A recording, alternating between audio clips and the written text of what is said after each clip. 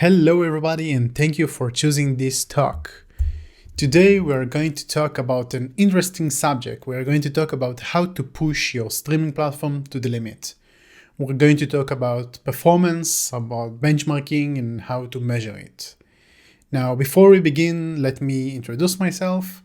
My name is Elad Leev and I'm a big advocate of everything related to distributed systems, data streaming, data as a whole, the whole concept of data mesh, and products like Kafka, Flink, Pinot, and so on.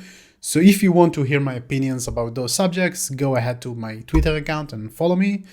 And all the links from this talk will be later on posted as a thread in my account, so definitely check it out. Now, before we begin with the actual content, let's start with a little bit of marketing because, that's life and we have to do it. So what is Dojo? Dojo is one of the fastest growing fintech in Europe. We power mostly everything related to the face-to-face economy, whether it's bars, pubs, restaurants, and so on. So if you are a UK based, you probably saw our devices around those areas. And as you can imagine, we are dealing with tons of data, which is quite awesome. Now, I want to start with a quote from a book by this guy, a computer scientist named Jim Gray. Now, I'm a big sucker of those kind of books from, the 80s, 90s that are still relevant even today. I mean, almost, 40 years later on? It's kind of amazing. Now, the book itself, or the handbook, contains a lot of gems regarding everything from system performance, how to measure it, and so on. And those gems are actually relevant even today in the cloud native area of Kubernetes and so on. Now, we need to understand that measuring system is hard. There is no magic bullets. We can't have like a single metric that will tell us whether our system is behaving well or not, right? It's really a hard task. So even if, for example, we will take the biggest streaming platform in the world, which is, of course, Kafka, you all know it, the use cases may vary because we might have a different message size, we might have a different traffic pattern, we might have different configurations between the different services and the different consumers and producers in our systems. And as a result of these different aspects, we might get a completely different performance from the same machines, from the same cluster. So it's crucial to understand it, and crucial to understand that when we evaluate a system, usually most of the people just look on the TCO, which is the total cost of ownership.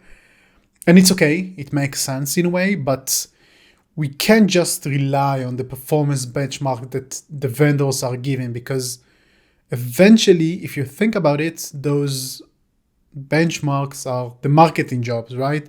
There are almost no engineers involved in those processes.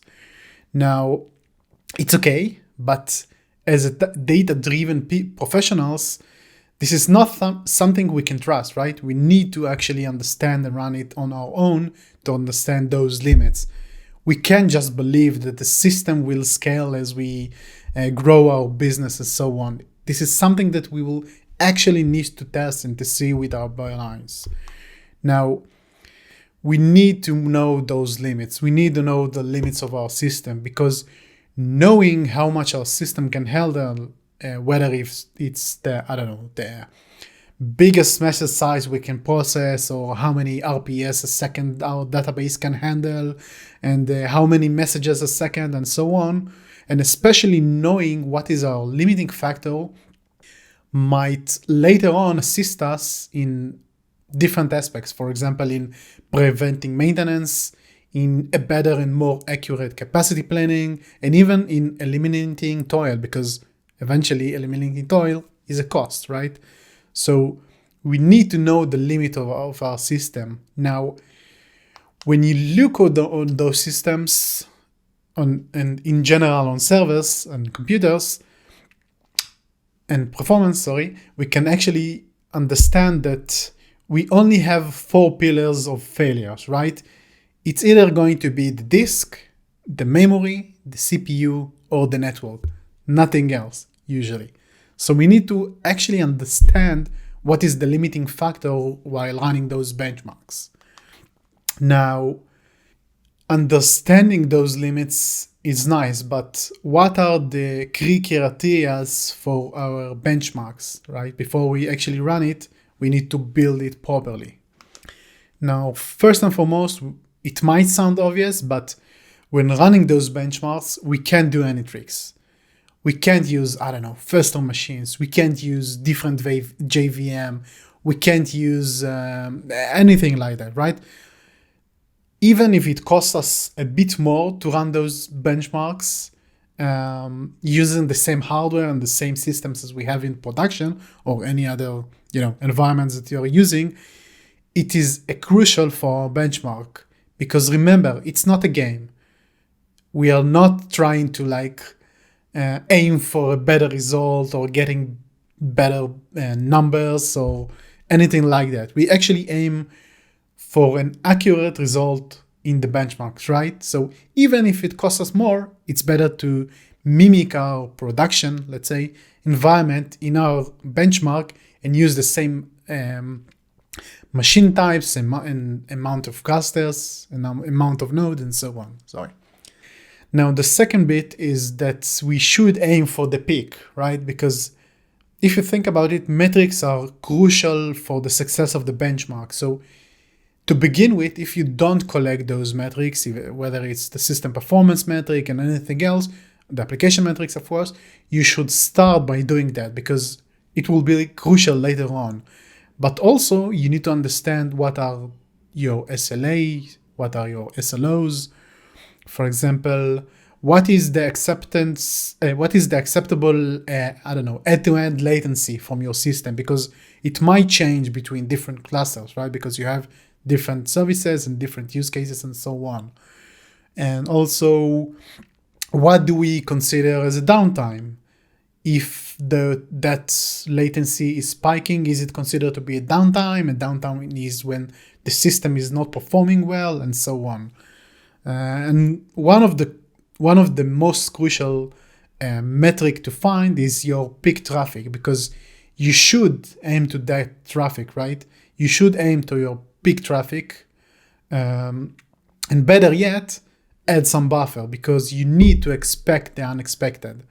There is a great post by AWS CTO Werner Vogels, where he mentions that eventually failures are given. Everything will fail over time. Again, whether it's the disk, the CPU, or anything else.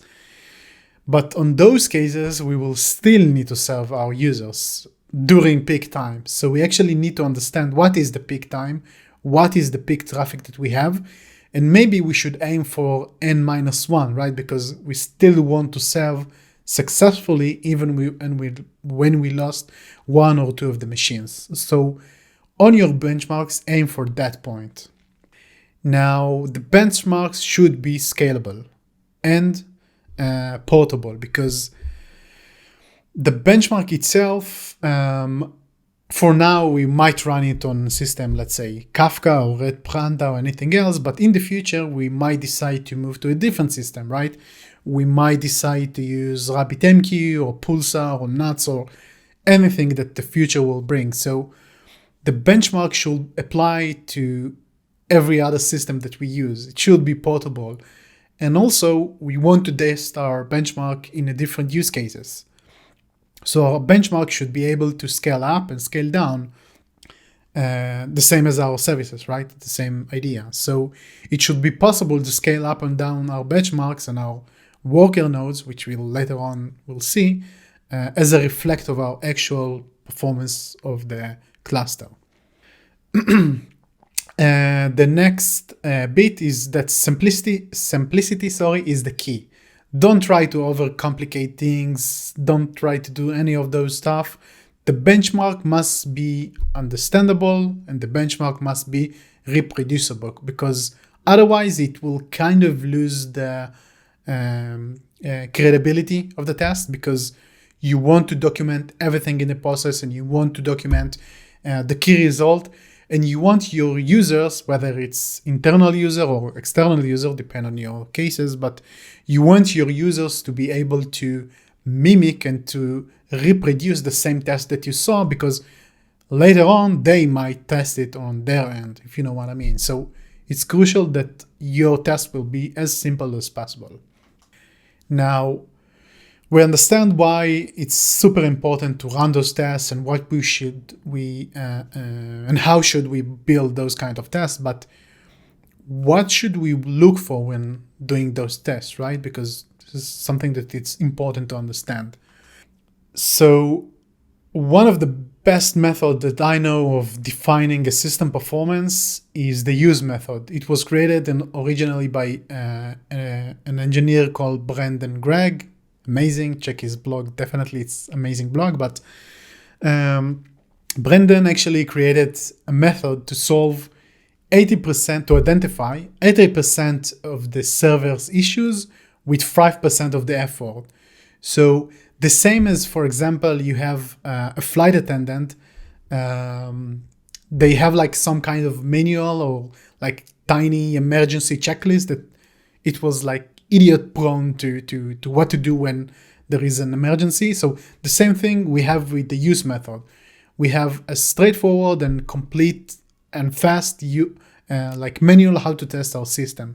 So for each one of our resources that we already mentioned, the CPU, the disk network, and so on, we want to look on the utilization, on the saturation, and the errors in the logs or whatsoever. This will help us to identify what is our problem as fast as possible. Now, for example, if you look on the same pillars, so if we are looking on the CPU, for example, we can look on our system time, the user, the idle, and so on. We can check the load average. If we are talking about our memory, so we might want to use the metrics related to the buffers, to the cache, to see the JVM heap. If it's a JVM based system, we might want to see the GC time. When we talk about networks, so we might want to look on the bytes in and out to see how many packets, if any, dropped, and so on. So how do we benchmark those systems? Now, like I mentioned today, in the streaming platform area, there's like billions of products already, right? And we have more and more products launching every day now. If it's a JVM product, maybe we can use the old, I don't want to say rusty, but the old nice JMeter that everyone used to run in the past. But again, we are in an area where not all of the data system are JVM based, so we want to use something else. And we could use the system-specific benchmark tools. For example, Kafka is packed with its own performance test shell script that you can run against your cluster. Same goes for RabbitMQ, and Nuts, for example, has its own bench utility. But as I mentioned in the past, our goal is to seek a system that will be as easy to move between different systems, right? So we don't want to use like a system-specific benchmark tool. So exactly for that use case, we have a nice project from the Linux Foundation, which is called the openmessaging benchmark, or in short, OMB. This system is a cloud-native, vendor-neutral, open source, distributed messaging benchmark. A lot of buzzwords, yeah. And it basically allows us to run benchmark on most of those common systems that we all use in a simple way. Now, the system itself is built out of two components, which is easy to understand. You have the drivers and you have the OMB workers. Again, OMB, Open Messaging Benchmark. The driver itself is responsible for assigning the task to the workers. It's also responsible for everything related to the metadata itself. So for example, it is the one which actually creates the topics in Kafka, creating the consumers, and so on. And we have the OMB workers, which is the benchmarks executor. So the driver is communicating over network with the worker and assigning the task, and the worker actually execute the test against the cluster. Now, it's super easy to use it. You can just install using the provided Helm chart. You can easily deploy OMB on every Kubernetes cluster, or even deploy it outside of Kubernetes, of course, if you want. In Kubernetes case, our driver will read all the configuration from a config file, for example, and will distribute the load, as I said, to the workers, which are pods eventually. So you might want to spawn the same amount of worker as your your biggest service or something like that. Like I mentioned in the criteria, so it's super easy to scale the system. You can add and you can scale up and down the amount of workers to match any number that you want. And like I said, it's a good practice to run them against the same number of pods that you have in your most crucial system or service. Of course, again, I will say it, use the same Kubernetes machine, use the same instance types and so on, because it's crucial for the test. Now here you can see an example of the configuration. On the left side, you have the Kafka configuration. On the right side, you have the Pulsar configuration. You can see that we start with the name of the test and a driver class. So again, makes sense. Kafka is Kafka, Pulsar is Pulsar. Next, we have we assign the basic configurations for the test. For example, we have the connection string to Pulsar or to Kafka, the port. We have the amount of IO threads. We have the required request timeout and so on. Next, we have the producer configurations. So we might want to use different producer configuration, like I mentioned, based on our services, but it allows you, in Kafka use case, for example, you can set the ACK to be all -1 or whatever you want. You can change the linear match, batch size, and so on. Same goes to Pulsar. You can change the producer. And lastly, you define your consumers. Now, in the project repo itself, in GitHub, of course, and later on, we'll post a link, like I mentioned, you have many examples. So make sure to do the market search, make sure to identify your biggest producers and consumers, in what are the configurations that they are using, because later on you might want to use those configurations in your tests. Now, based on this information, make sure to generate like different use cases and different edge cases and test it against your cluster. This is an example for a workload file. Eventually, the workload, it's the message that we send is just like a binary file that we send, but the workload definition looks as you can see in here. You have the message size, you have some randomized payloads configuration, and so on, things that you can change. You have the rate of the producer and many other stuff. So running the test, it's quite easy with OMB. You can test it, the same test, you can test it against different systems. And after you run this test, the test result will be printed to your screen, but also it will be saved as a file, which later on you can share. And the project itself is also containing a nice Python script that allows you to generate a pie chart from the result, and then maybe put it in your documentation so everyone could see what the result of the system. Now, after we understand how to do it and that it's kind of better to do it with this kind of system, what are the kind of insights that we might get from this kind of tests?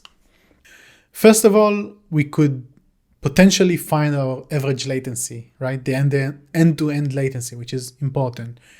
We can identify that latency to find any kind of problems, because maybe if we have services that are that the latency is crucial to them, maybe we could play a little bit with the configuration, lower the linger mess, lower the batch size, again, in the world of Kafka, and then get a better end-to-end latency.